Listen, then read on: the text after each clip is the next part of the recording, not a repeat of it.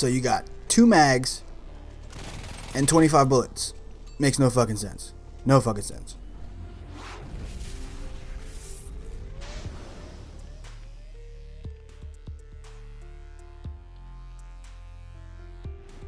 Hello everyone, Brooklyn is in the house. If you're new and you're watching this for the first time, don't forget to subscribe if you love Battlefield 1 and other games alike. Check out the channel to see what other games are on it. Now, I'm going to be sharing with you guys a little bit of the Sentry unit today as I go on a massive kill streak here before getting the Sentry unit and while I have the Sentry unit. Now, this is going to be kind of like one of those topics on how to keep your kill streaks alive and keep them longer, and it all caters to how you use your surroundings. That is the biggest factor here in Battlefield games, is how you use your environment. If you're able to maneuver better than your opponents, then you will definitely have the upper hand. Also, knowing when to disengage and engage are two different animals. Knowing when to disengage really increases your survivability, and learning when to engage can really boost your KD and your lethality when using any weapon in this game. Now, one of the things about Battlefield 1 is every single weapon kit is good in any situation. It just depends on how you're using it and what your opponent is using. Now here you're going to see that I do switch to a camping style and a moving hunting style, and that simply caters to the Sentry. I mean, I know I have full potential to take out whoever's in front of me, so I use the advantage, and I tend to stay away from combat, and then when I notice that there is a cluster like what is starting to form around me right now, I tend to gravitate towards it. But if I don't have any medics around, then I'm really in trouble because there is no healing factor for this unit, so, or any unit that you pick up off the battlefield. So you have to really be careful with your engagements here, and gas is your biggest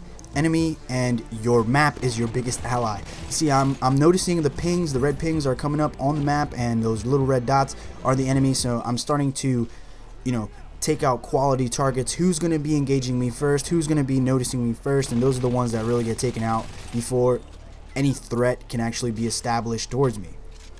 One of the things that I really hate about this Sentry character is the lack of ammunition. Yes, you have a ton of ammo stocked up in your belt, but you only have 25 rounds and you have 2 huge ass mags. You see, that's something that is ridiculous to the point of unfathomable. Like, if you have 2 mags, you should have 25 in each mag and make 50 bullets, but then this character would be insanely strong and wouldn't need to reload after some engagements. You actually need about like 4 bullets to kill someone, so if you tap fire this weapon, as you see that I start doing after a while, you really start getting those quality kills without really having to waste ammunition and reload in those stressful, intense sweating situations.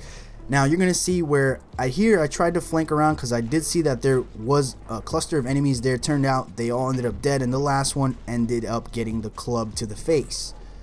Then you're going to start seeing how the enemy starts to spawn in with more gas and more gas and more gas. So now you're going to see that I start to eliminate the threats around me and just see where each grenade is coming from, and I start to really formulate how my approach will be towards the next targets. This guy is probably the only one who really got the bunch on me right there, because he saw me head on and decided to pop a few shots towards my way. See, the effects of the game makes it sound like I took way more damage than what it seemed. When I looked down at my health bar, I was only down at 80. Now I'm at 44. So that grenade really took more than the shots that I took to the face. And, you know, they're going to start trying to gas me out here, and eventually, yes, I do get taken out by a bayonet charge, but unfortunately it was too late.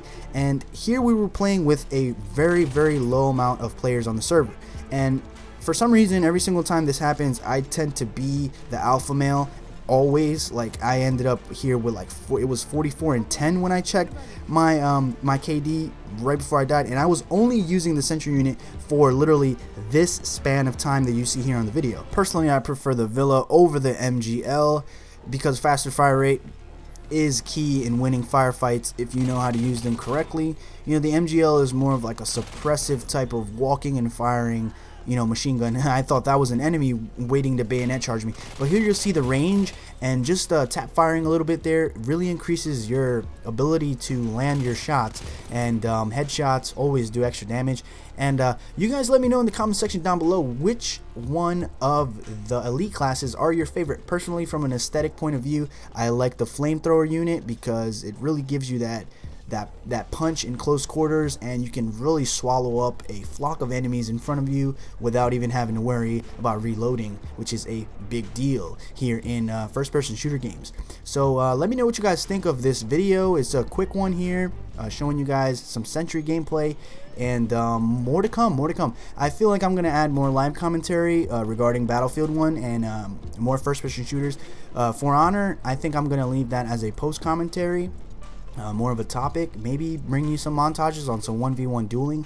But as far as everything goes, I am back on track. I'm going to be making videos every 2 days, so stay tuned. If you were one of my loyal subscribers that are watching this to the very end, then you should already know that I've been making videos this past week, and I am getting back on the grind. As always, lovely ladies and gentlemen, stay loyal to your tactics.